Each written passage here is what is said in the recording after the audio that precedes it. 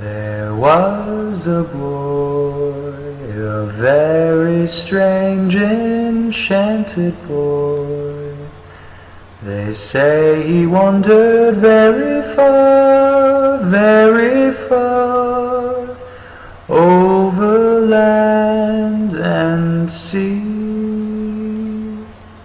A little shy and sad of eye, but very wise was he. And then one day, one magic day, he passed my way.